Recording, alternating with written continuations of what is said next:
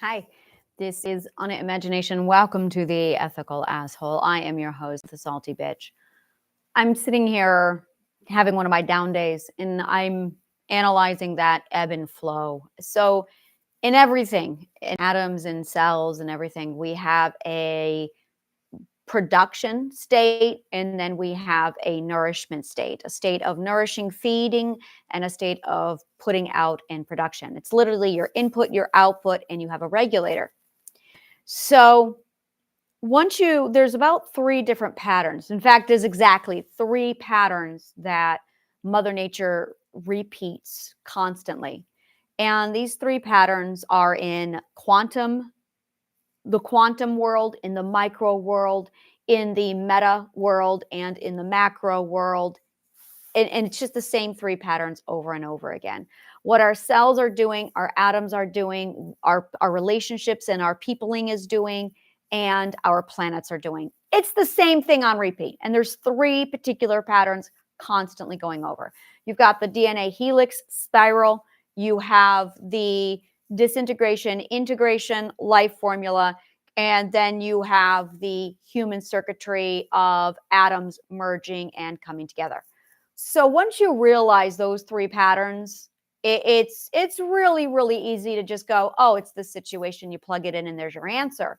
And human psychology is no exception. Human sociology is no exception. It's quite interesting to watch. So I've been talking to a dear friend of mine, Dan. He is my cohort in crime in Lab QED. He's the one who runs the lab with me. And we're talking about what exactly it is we want to do. We have a studio, a TV studio that we're launching, and it's 100% non-biased. It's applying scientific method and logic to the news world. So it's all science-based. There's no confirmation bias. It's absolutely logical analysis of here's this, but then it's turned to education.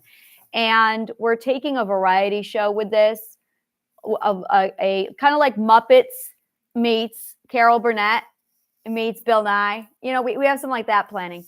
And I toggle between being the businesswoman in the background and being the yeah up front. And every time, and so I feel disoriented and I feel all over, and I am. And now that I'm stabilized with my first three fruits, I'm looking at this going, oh, well, no wonder I've been all over the place. So this is really what's going on.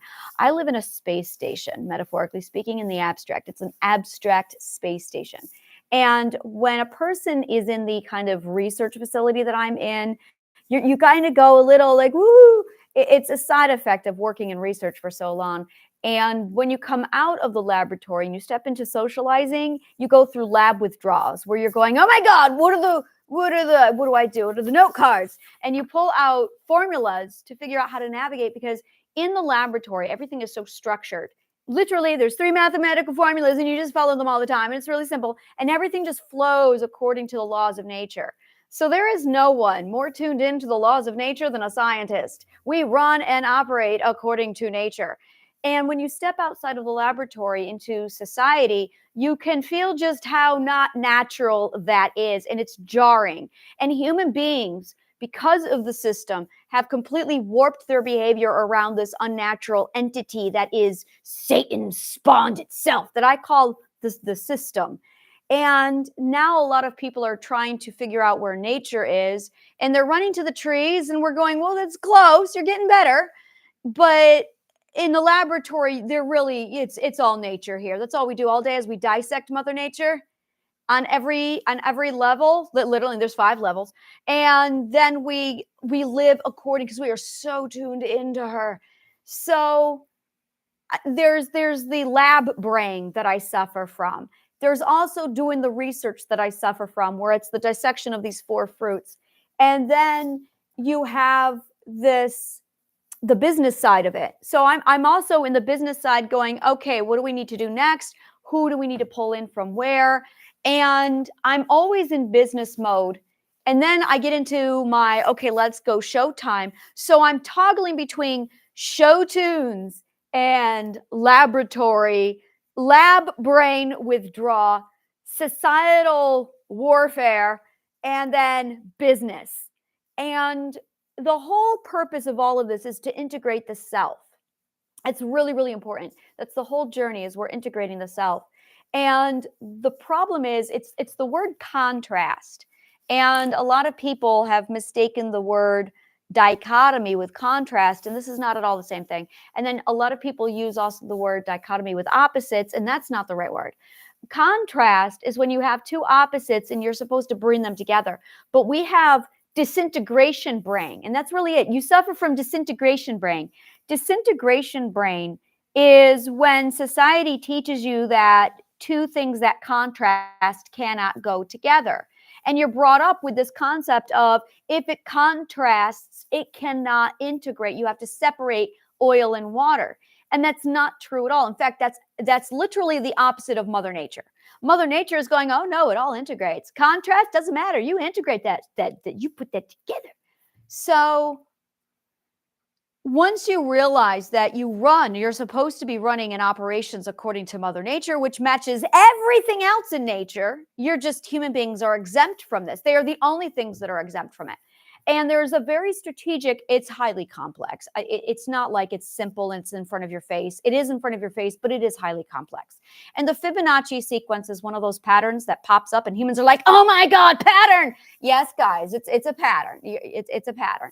So for the laboratory science, I'm the last dolphin. That's what I'm trying to say here. I'm the last dolphin. So all the other dolphins decided to take off and they left you a message that went along the lines of so long and thanks for all the fish. I decided to stay behind. I'm the last dolphin. So that's my problem. Really? That's my problem. I'm the last dolphin. That's going to be like my next book, The Last Dolphin. So I'm sitting here twitching a little bit going, I understand why everyone took off the way they did because, I'm the last dolphin. And the scientists are the dolphins who did the analysis, figured out the universal clock, went, oh, this place is fucked. I don't want to be around for that. So they basically went onto a spaceship. I like to think that the spaceship they went on was the A ship, the one that they decided to stay behind while they sent off all the telephone sanitizers. It's that spaceship. So I'm sitting here now going, no, guys, you go on ahead. I'm going to be the last dolphin. And they're like, are you sure? It's just a planet filled with telephone sanitizers. Are you sure you want to do this? And I'm like, yeah, I got this, guys. I'm good. So they left. So long, thanks for all the fish. I'm sitting here now in a planet with telephone sanitizers. All right. I'm the last dolphin. I understand my purpose in life now. And trying to define this without there being any vocabulary, that's the other problem. And I found a few people, like my little pocket of people, and they are also dolphins. And I'm like, oh, I'm not the last dolphin. I'm the last dolphin. Oh, but I'm not the last dolphin. They're like, no, I thought I was the last dolphin. Oh, why'd you stay behind? Are you kidding? Data. Yeah. We've got front row seats to the end of the earth. You don't bail on that. You sit there and you collect the data. Yeah. So, and you have the universal clock. So you can tell what's going to happen. So we know we're going to make it. We're going to make it, guys. So now it's like, all right, let's just hole ourselves away in the fallout shelter. I'm going to call this my little spaceship. But it's my spaceship is a pirate spaceship because I like pirates. So it's a pirate spaceship. And I'm sitting here trying to figure out my weird world that is. And everyone else is like, oh no, contrasts, don't mix the contrast. And I'm sitting here going, why? And I mix the contrasts. And today I finally achieved integration of the contrasts. So today was my contrast integration day. It needs to be a holiday. Believe me, when you get here, it's a big deal. Contrast integration day needs to be a holiday. It's like your birthday. This will be a day in the future that does 100% replace literally everything. So it replaces your birthday. It's a bigger deal than your birthday. So your contrast integration day is, and I am at the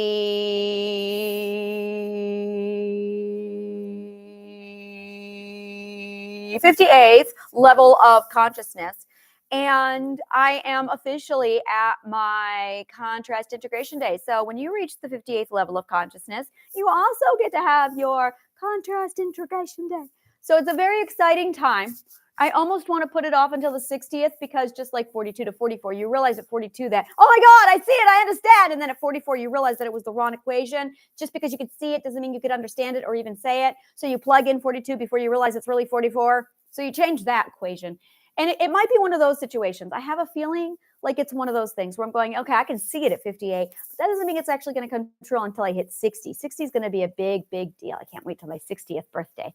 Yeah. So what I'm talking about is really the ethical perspectives. It's the ethical stages. So you have your biological year and then you have your ethical year. These are supposed to be matched, but they're not. The average human being on the planet is currently four ethics years old, which explains almost everything out there.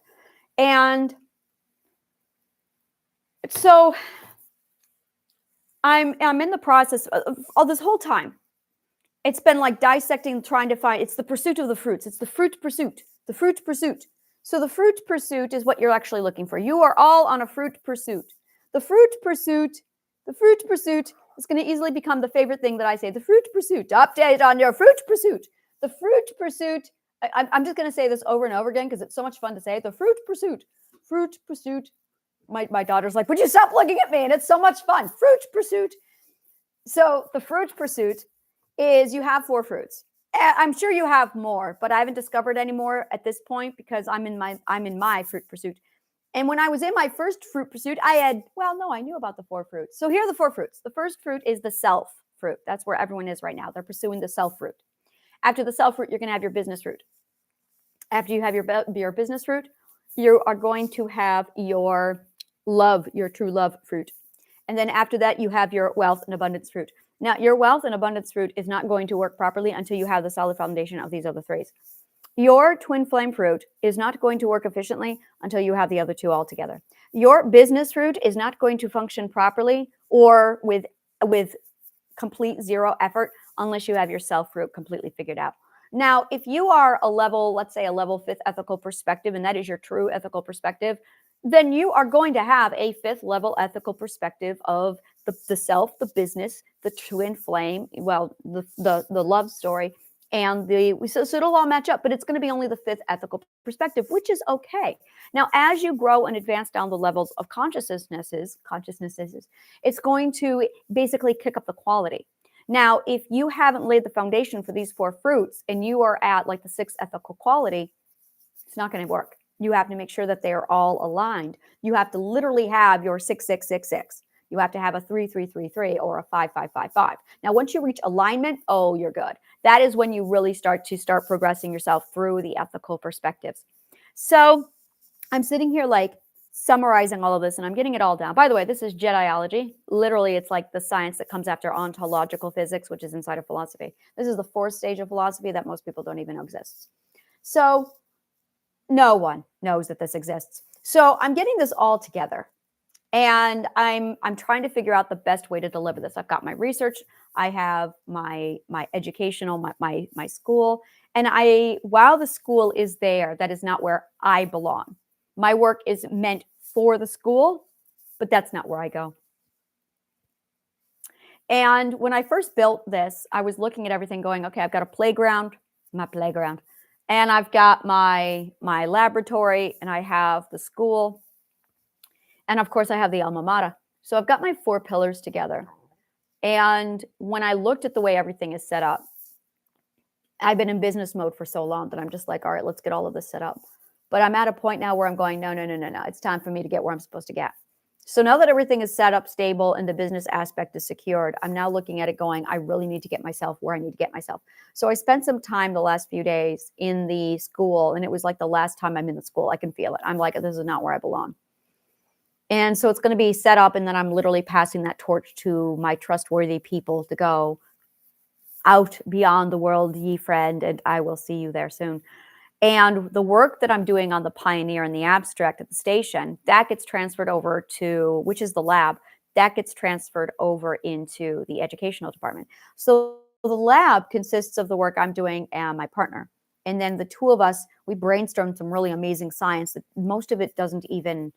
It's such new science. It's you know how you've got physics and quantum physics, and you have you have biology, you have chemistry, you have organic chemistry. Well, this is the edge of science. Yeah, we found the next stage. We're here.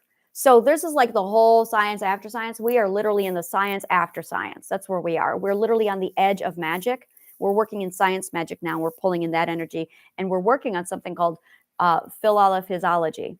Philolophysology is literally the science of word, physics, and logic all merged into one discipline. And this is what I refer to as academic cocktails, where it's just like we're just making cocktails.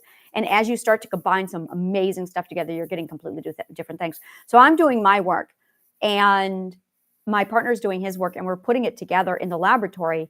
So I'm over here in my spaceship. He's over there in his space station. And then we come into Lab QED, we mix it together, and then we deliver it to the school. And you guys can go into the school. It's all DIY. So you guys can just go into the school, grab what we've worked on, take a look to see it. And we have our TV studio QED that we are building so that we can report all of our weirdness from our different labs. And it's going to be in that variety show. So now I'm sitting here going, okay, so I am at a point where the universe is going on. It's time you go to the station. Now you got to go to the space station. Now, there is complete disorientation, and this is the way every perspective is for you when you start going down the perspectives. When you start the perspective journey, what you are looking at, I'm going to tell you right now, almost no one has started them. I have spoken to so many people, and no one has started these. They're preparing for the journey. That's what you're all doing. You are preparing for the journey, but no one's actually started it yet. Most people can't even find the door. So once you find the door and you actually begin the journey, it's going to completely change the game. So when you start going through the journey and you start leveling through the ethical perspectives, what you are looking at is a very precise growth trial that you're going to have to hit at each and every level. And these growth trials take everything you've learned prior and it challenges you. And it's literally the 12 Herculean trials. Those are the first trials. The next one is the Valley of Shadow and Death. And there are another 12 trials. Now, inside every trial is 12 stages to every trial. And it's a formula that you can literally go through. And you need scientific method to unlock each and every trial. It's the same pattern over and over again. You unlock it. And every time you pass a trial, you get graduated to the next trial. That's when you get wisdom. And you get to the 7th ethic, and it's amazing. Every first ethic and every 7th ethic, you have the same realization of, wow, I'm an idiot. I know nothing. Every first and 7th ethic. And then once you hit the 7th ethic, you get the blast of guilt. You have the guilt trial that you have to keep reliving. So the guilt trial is a trial that you end up reliving as soon as you hit the 7th ethic and then from there on. And that guilt trial is one that you just keep reliving over and over again, every ethic. It's gotten to a point now where it's part of it. It's all right. So you get into the next ethic. All right, let's adopt the guilt. And the guilt is you've learned a new ethic, and then you reflect on every violation you've ever made in your past over that ethic. You realize how absolutely unethical you've been on that violation, and you basically, Aikido philosophy, you commit to never doing it again and doing better. And you pile up all those promises and commitments, and you become honor bound to the ethics. So as you progress through the 12 ethics over and over again, you just keep going through the same trials. But there's tiers to the trials. I'm in the 5th tier of the 12 ethics. So 12 ethics, you go through them once, and then you go through them again, and then you go through them again. But trauma prevents this progression. And that's the problem, is if you're traumatized, if you have many mental illness, you're not going to go through here. It absolutely stops the progression. So you have to be at a very certain point in order to get past the 6th ethic. You have to absolutely be solidly grounded in the self. And then it continues that second half of the journey for the first round. Once you get to the next round, then it's learning about defending who you are. And then after you've defended yourself, it's all about refining who you are. After you've refined who you are, then you end up at the point of comprehension. That's when you can tell truth from lie, and your logic is sharp. Once you can tell truth from lie, you do become a human lie and truth detector. And once you get to that point at the truth of comprehension, you realize that Mother Nature is the be-all, end-all, and her equilibrium is God. She is God. Love is God. Not God is love. Love is God. And love is just made up of pure truth, and the sciences are the dissection of that truth. So you use science to interpret and translate Mother Nature. And that way you can use logic as a metric to weigh in and determine your purity and relativity to Mother Nature, and then you can measure your knowledge. You also have the ability to measure everybody else on the planet.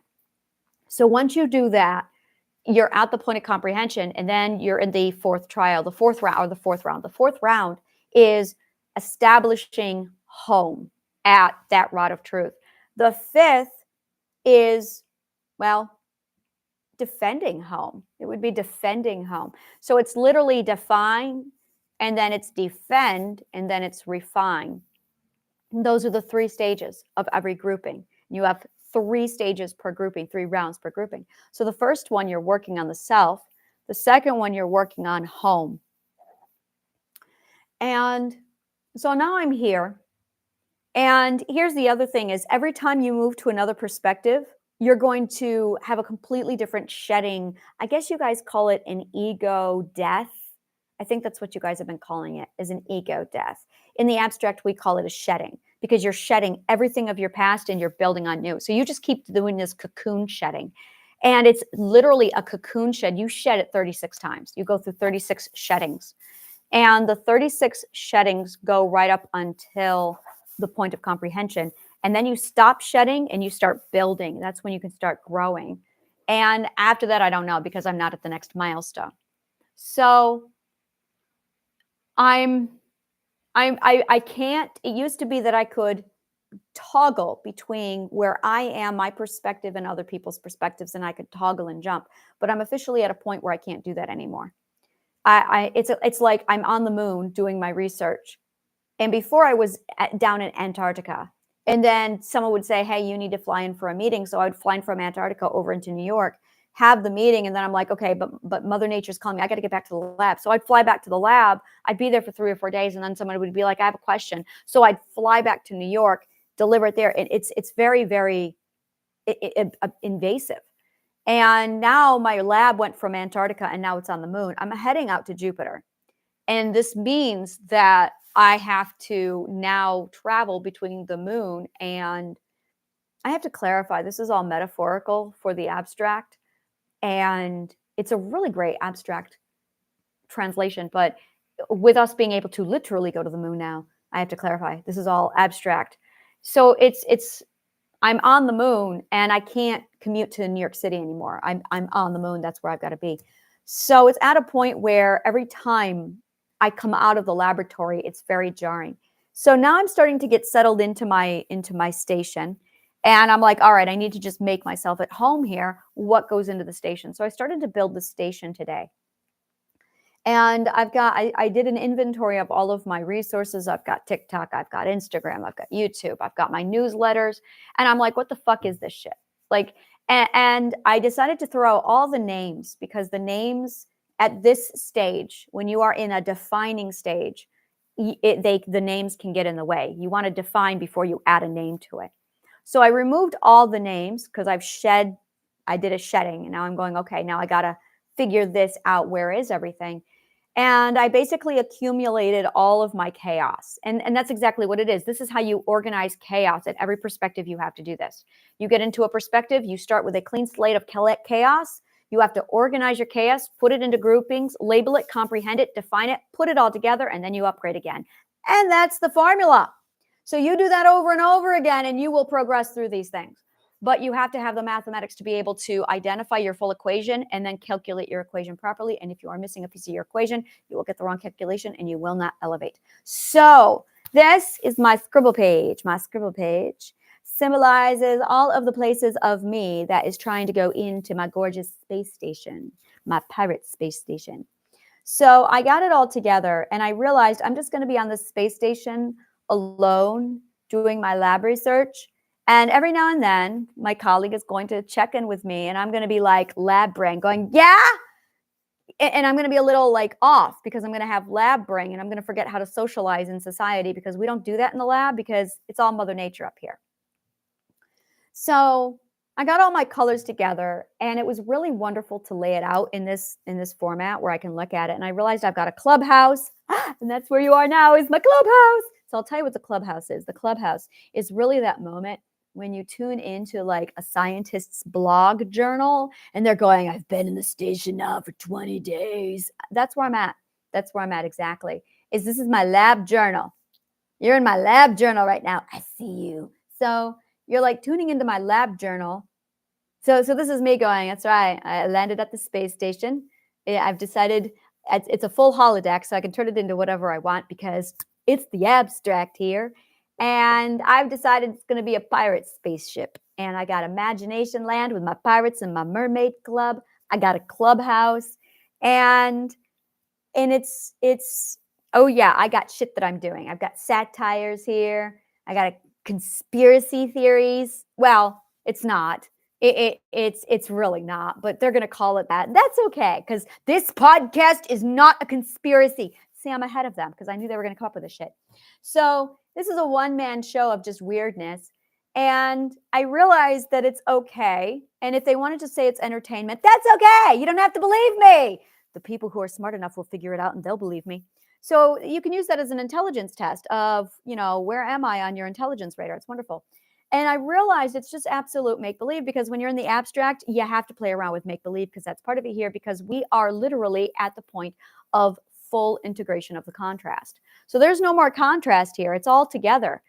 And yeah, contrast, integrated contrast. That's what I am. That's what I'm going to call this. Integrated contrast. And once you understand where you are with all of your parts and how it's all pulled together, now I've got to organize all of my contrasted integrated bits. It's funny because I've integrated them all just to categorize them all. What I'm really doing is the theoretical science behind the actual integration of the contrast. That's actually what I'm doing. So I've laid it all out. I'm up to this point now, and I know it. I can feel it now. I can feel the point of comprehension and Plato's point just beyond the horizon. I can feel it. And I'm getting closer. And once I have all the components broken down and organized, it's going to go right into a single point. And then I'll be at Plato's point. And then I'll really be leveled up. And then I'll be able to do the magic. Not yet. Then I'll just go into the sixth round. I'll be starting the sixth round. So I have 2 more expansions of the 5th round before I enter the 6th round. And I know at the 6th round, I'm going to get my hands on some stuff, and I'm very, very excited about that. I'm very, very excited about that. I'm very, very eager. And I'm doing a mathematical experiment right now where I'm tracking when I have these shifts, and I can't touch any of the data right now. I have to leave it alone, but I believe I'm right on schedule, but I really don't know, but I also can't check, and I'm very excited about that. So it's been a lot to get here. And I couldn't get to this space until I figured out the first 3 fruits for my fruit pursuit. So it's leading by example. That's really what a lot of this is this is where you're going. This is exactly where you're going. You are going to your own point of comprehension. And your point of comprehension is literally the space of all of the integrated contrast of you working together in one unit. That's where you're going. And to get here, you require literally going through the 12 ethical perspective stages trials and also accumulating and solidifying your 4 fruit pursuits. So you have to complete the fruit pursuit. You have to do the learning journey of the discovered self, and you have to go through the 12 ethical perspective stages. So it's very fascinating. It's absolutely fascinating. And I believe you can get through it, but the question is, what is the quality? But that doesn't make sense. This is something that's been bothering me is, see, logic and knowledge gives you the quality of the data. And if you don't have the logic and the information, you are going to have a lower quality. So the question that I have been posing, which is one of the questions that I am on pursuit of right now, is this. Can you proceed through the ethical perspectives with mediocre ethical? I don't believe you can. I know you can't. I know you can't. And the reason why is because if you have not elevated to a certain point with knowledge, you'll never have integrated. And if you haven't done ABC, you'll never have integrated. That's what the 12 ethics are for. And yeah, no, it's not possible. It's going to stump you. You're going to have stunted growth. There's a line out there that Einstein put that really pisses me off because he's wrong, where he says that there is a limit to your genius. No, there's not. There is not a limit to your genius. There's just a mathematical formula to your genius, and if you know the mathematical formula, you can apply it and grow yourself quite literally faster than you grow. You can literally evolve and grow your genius faster than the rate of growth, faster than Mother Nature's growth. So once you start to realize that you have the ability to, well, ethically grow faster than Mother Nature can grow you, well, that's where I'm going. And that is really where I ran into a problem of I hit my 44th year biologically and my 44th ethical perspective.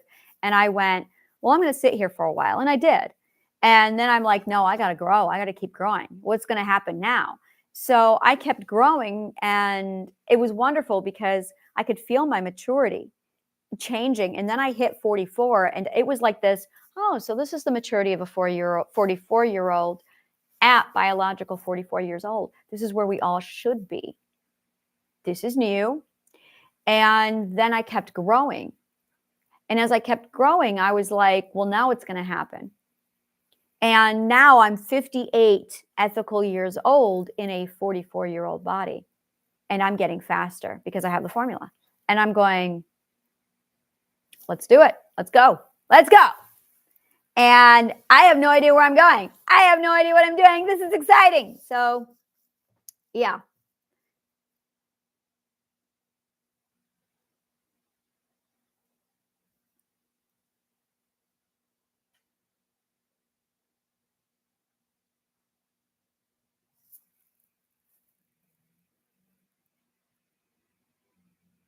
Everything we think is an atom. Everything we think becomes an atom the moment you think it. The moment you imagine something, you immediately are creating atoms in your thoughts. Psychological physics. And the more you think, the more atoms you're creating.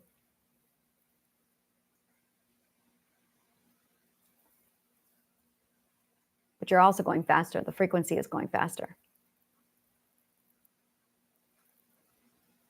Which means eventually a frequency is going to turn into pure light. But if that frequency has the ability to imagine, want, and dream a human body, then the body imagined will remain, will be, because I think, therefore I am. So you're not going to just burst into light if you don't want to. And it keeps coming back to what you want, dream, love, desire.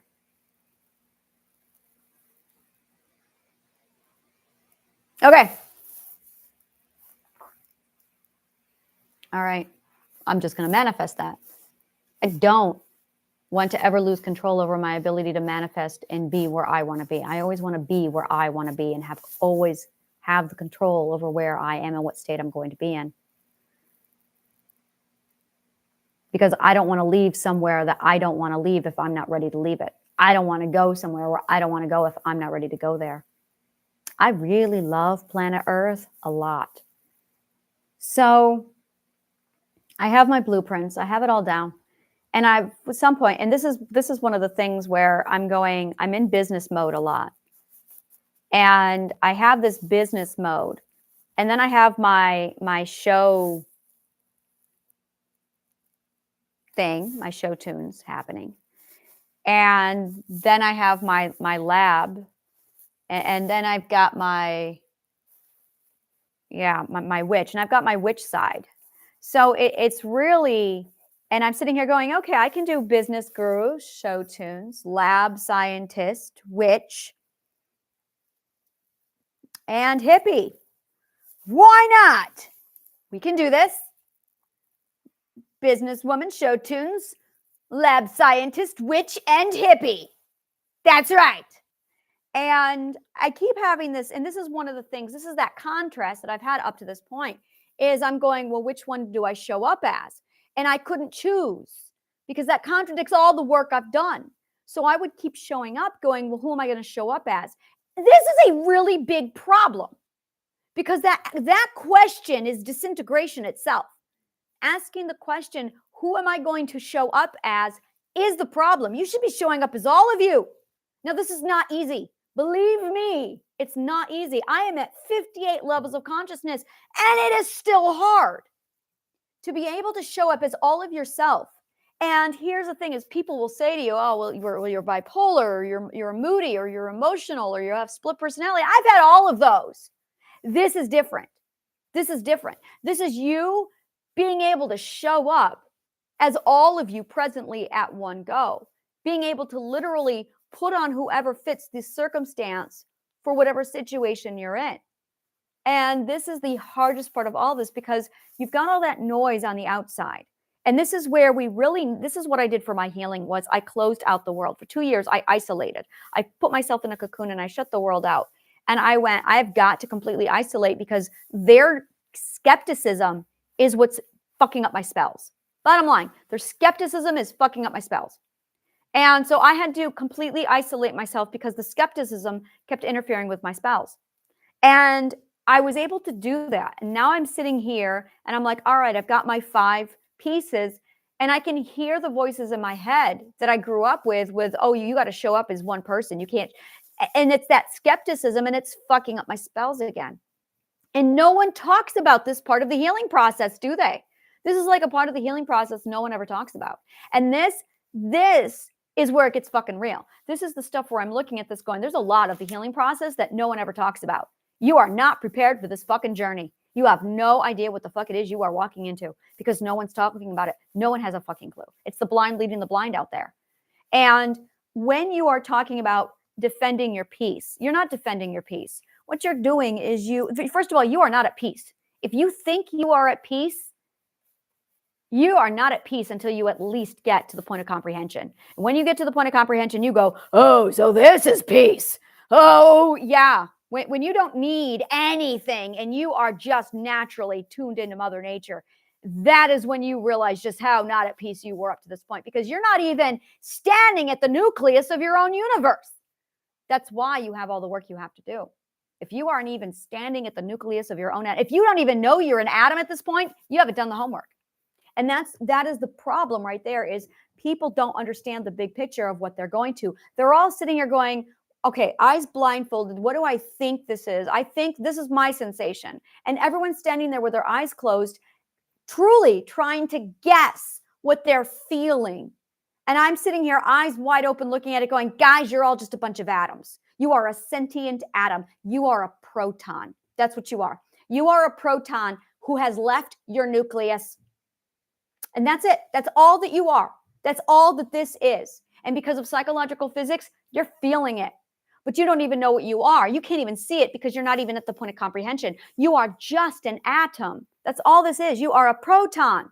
When you have a twin flame journey, what you actually have is your nucleus. Is your neutron. You are a proton. Your partner is your neutron. And you're supposed to be bonded. The force that bonds you is love. And you are your proton. Your partner is their proton. You are the neutron to their proton, and they are the neutron to your proton.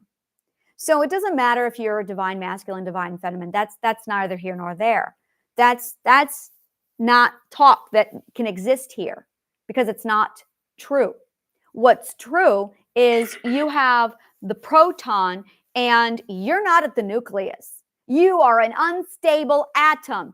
That feeling you're feeling of all your emotions all over the place and the chaos and the disorder and the confusion and everyone else's frequencies and all the story, that is what it feels like when you are an unstable atom. You are standing way out in the orbit of your own nucleus, but you're a proton. Google atom and you'll see all of this. You'll understand. So you have the proton and you have the neutron and you're at the nucleus. And you've left the building. You are no longer in the center of your atom, and you are all the way out into Timbuktu. You are literally 36 levels of consciousness away from your nucleus. That's how far out you are. It's a long journey. So when you're trying to figure out your way back to the nucleus, what you are really doing is you are passing through all the layers of orbiting electrons to get yourself back to your own nucleus. That is the journey. But the first 6 levels, it feels like you're going up. At the 7th, you orient yourself, you become the center of your world, and then you can finally measure and you go, oh, I'm going this way. I'm not going up. I'm going this way. And then you start to realize that you're just passing through all the orbiting rings toward the center and you're becoming your own atom. When you get here, that's when you bond with love. That's when you are standing at the point of comprehension. And by the way, the twin flame journey is what activates all of this, and it starts to push you through. But if you're not in those ethical perspectives, you're not moving toward your nucleus, not even a little bit. So when you finally get to the center of your atom, when you finally get to that center, and you're sitting there at the point of true, wow, it's pure bonding.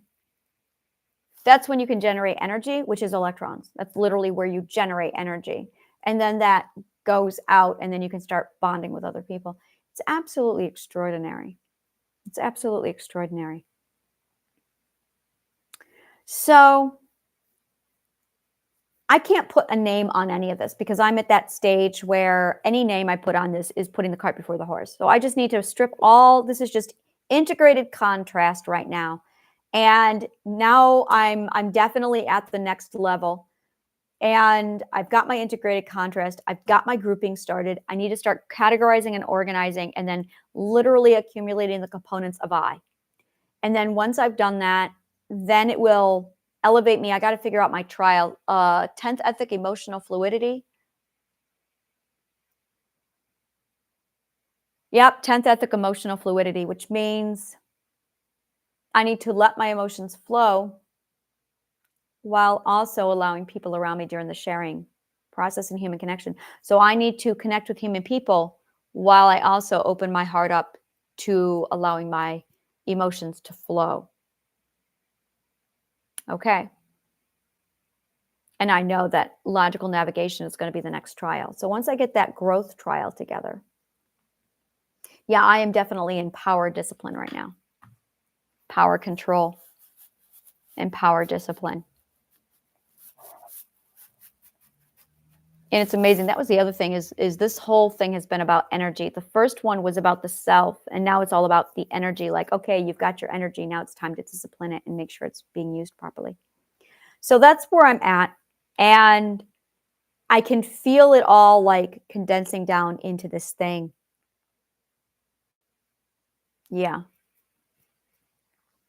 I'm definitely, I can start to see 2 very distinct routes here. When I do my marketing, it's going to be Anna's playground with my weird spaceship.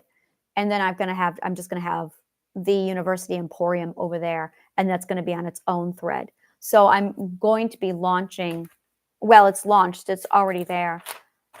So I have the University Emporium. And then here I've just got, yeah, I see it now. I've got